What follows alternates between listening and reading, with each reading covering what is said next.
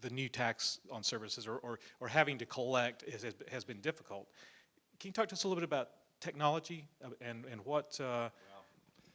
Boy, one of the most difficult things I had to deal with was that the information technology systems in state government was so broken when I came aboard. I had a great IT director by the name of Chris Estes that I brought in from the private sector. And for the first year and a half, he was just telling me horror stories at every cabinet meeting, which I have every Tuesday morning to talk about operations. Again, most people don't realize that, but this is a very operations-focused team that you have in the executive branch. But we had software systems that contracts were being re-signed on, vendors would pass through, and some of the contracts, they hadn't used the software for years. And so thankfully I had leadership who questioned this and saved millions of dollars not re-signing contracts, putting in more bidding.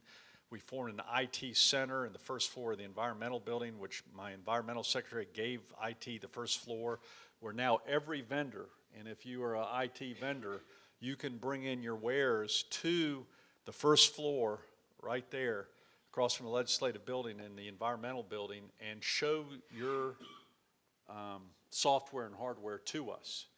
And we actually got a law passed that before we buy a piece of software and hardware, I had to get a law change to do this in government. We get to try it out first before we buy it. I mean, these are the things that weren't involved in state government. They were buying things that weren't working from the day they purchased it. So we got the state law change to say, before you buy it, before we buy it, we get to test it first, and we get to test several.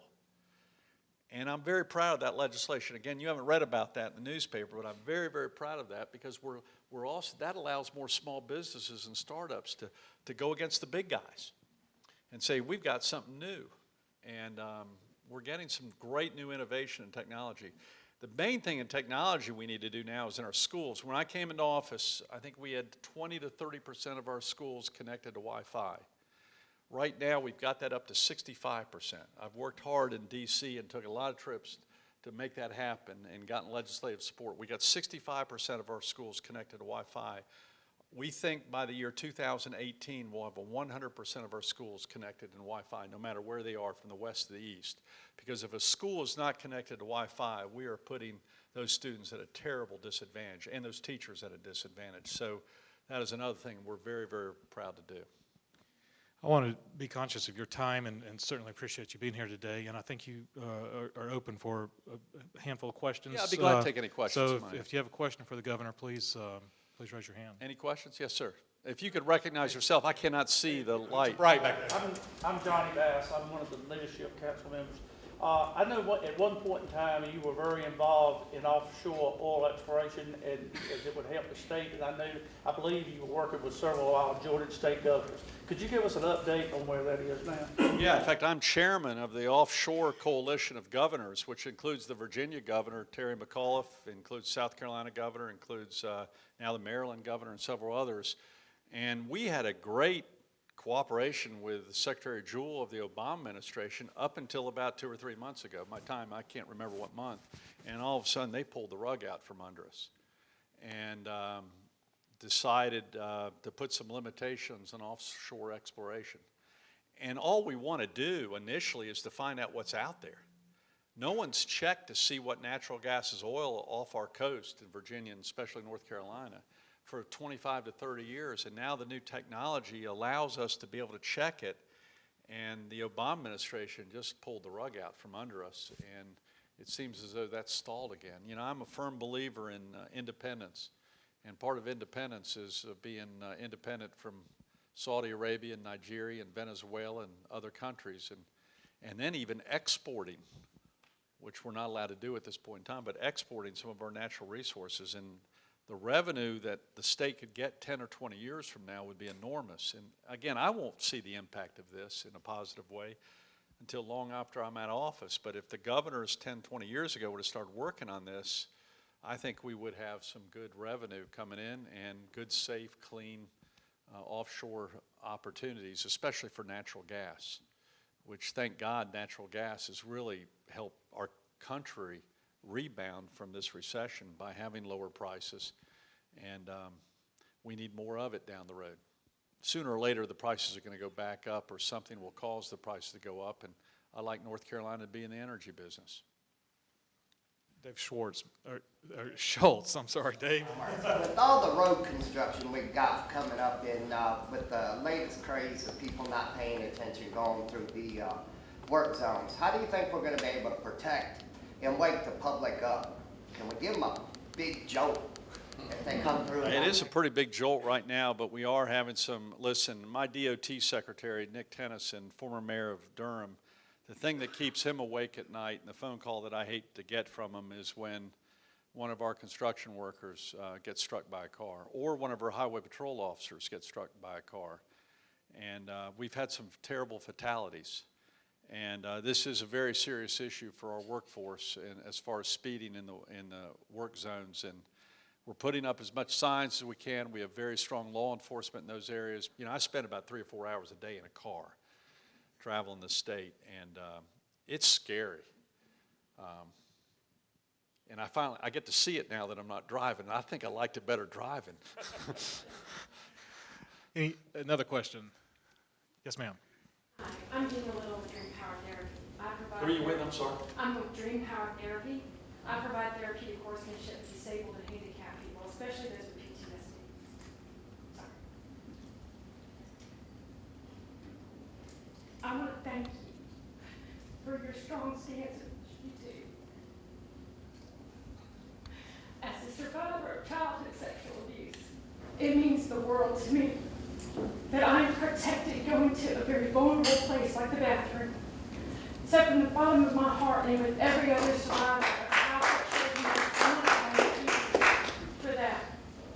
I also want to encourage you to do whatever you need to do to take care of those who are insubordinate and your supporting staff who do not support your strong stance as our leader for that. As a survivor, it has been a lifelong struggle for me to deal with this. Gordon and I have been talking about something that maybe hopefully could be put forward for a victims' compensation fund from the perpetrators of childhood or any sexual abuse. So the victims of sexual abuse can receive the very desperate help that they need after they are traumatized for the rest of their life. It was a debilitating experience.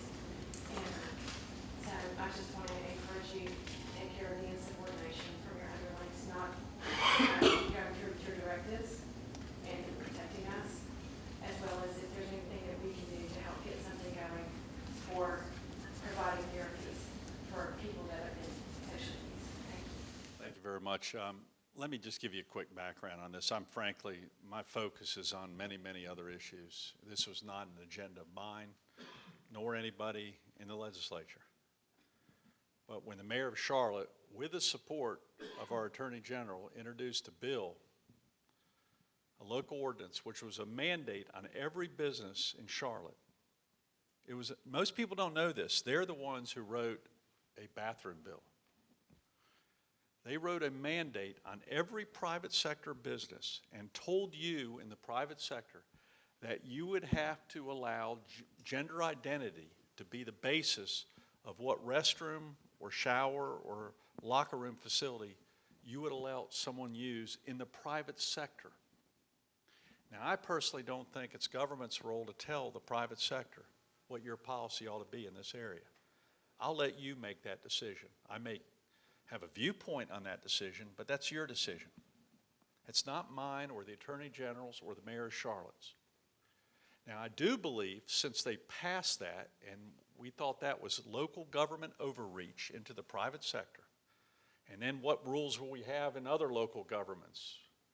And how do they identify gender identity? And what's your definition of gender expression? I could spend another 3 hours on this issue that I've had to learn in the last several months. But that's your decision in the private sector.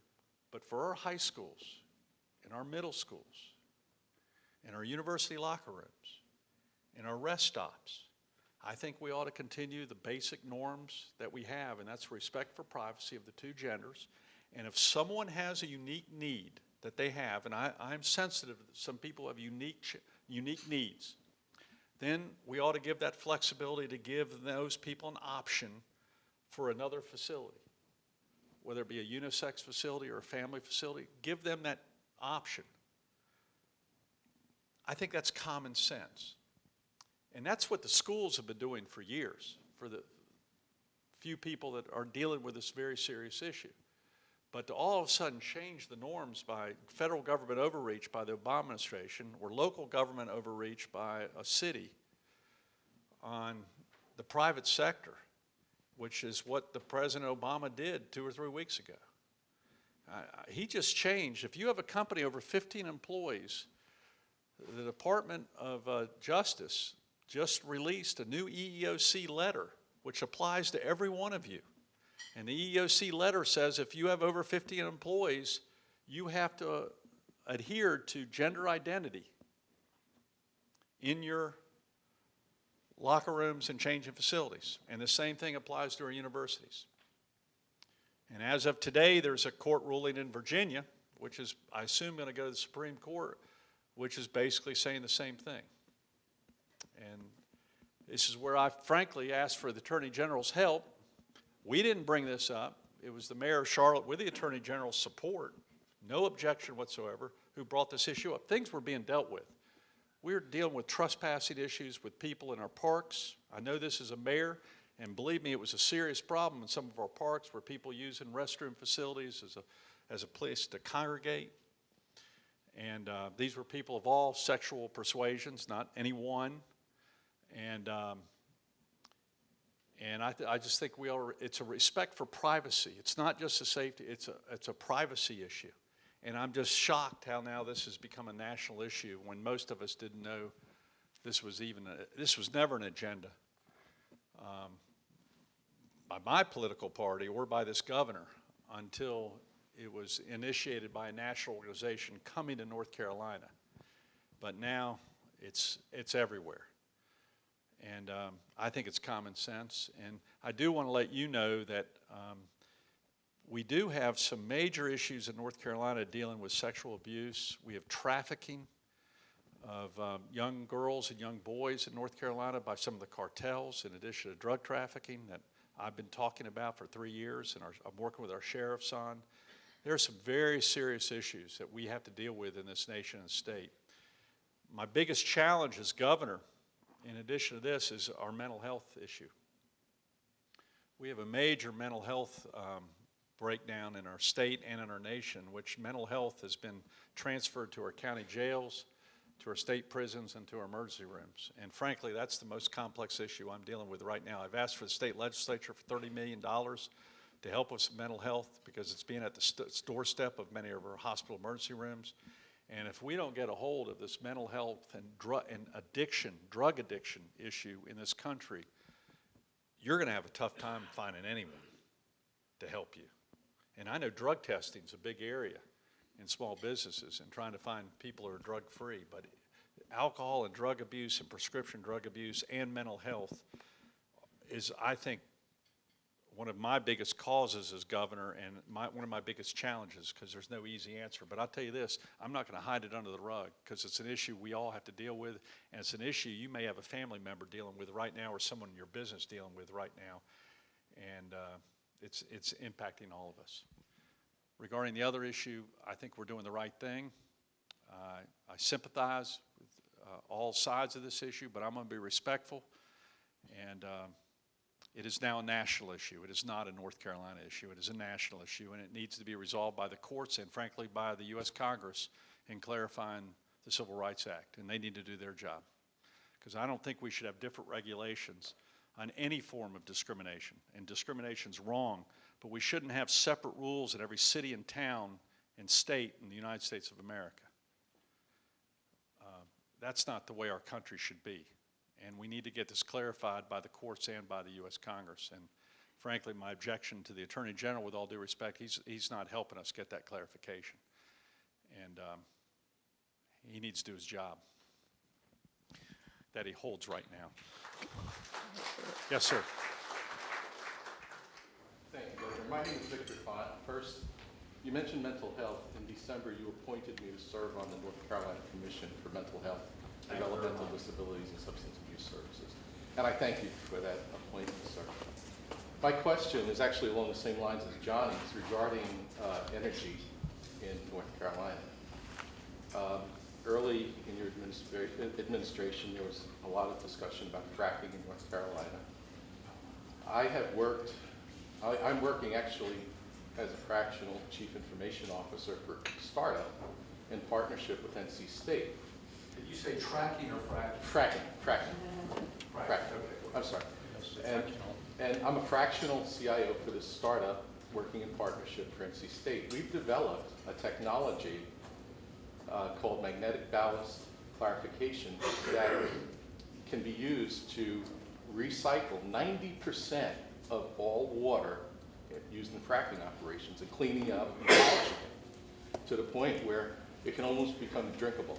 We can actually help with the coal ash situations as well.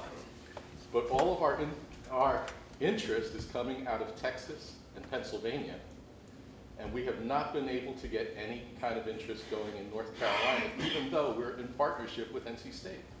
So I'm wondering, what happened to the fracking operations in North Carolina? Is it still going to go forward? We are doing some exploratory tests, primarily in the Sandhills part of the state right now, and we have not gotten the results of those tests. Another thing that's impacting us is the market. There's an oversupply at this point in time, and that's delaying implementation just because of the price factor. What's kind of ironic about the people who disagree with this is they have no problem turning on their air conditioner or their heaters or letting it be piped in from West Virginia or other country or other states right now. In fact, we're going to get a new pipeline coming in from West Virginia, which will really help the eastern part of the state. That's all coming from fracking. And to say then, well, we'll take it from West Virginia, but we won't do it here, I think is rather hypocritical. Because there are safe, environmentally sound ways to do it, and we'd want to make sure that's done. And I'm going to continue to promote it, but I also have to recognize the marketplace in the area. You know, when oil dropped down to $30 a barrel, I think it's back up to a little over 40 at this point in time, the capital infrastructure and cost, we might have to be a little more patient at this point in time, but it's not if, but when prices start going up and there'll be another demand. And I'd be very interested in hearing more about what you have to say. On the coal ash too, that'd be interesting too. Governor, I'd like to reuse some of that coal ash too. we can only imagine the variety of issues as the governor of a state That's the that fun you part of the that you job. deal with. But as small business owners, we appreciate what you have done and what you are doing for small business owners and for the small business sector. Appreciate your time today, and Hope you enjoy this better than a boring speech behind the podium.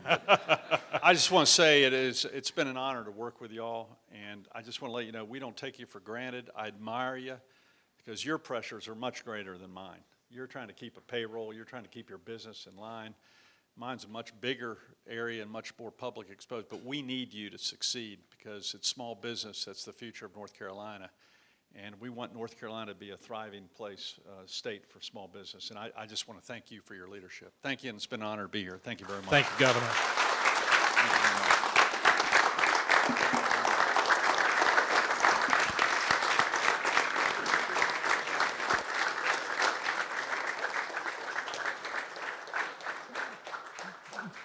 We've got just a few more things on the program. If you'll just hang around for just a few minutes and have a seat, it won't take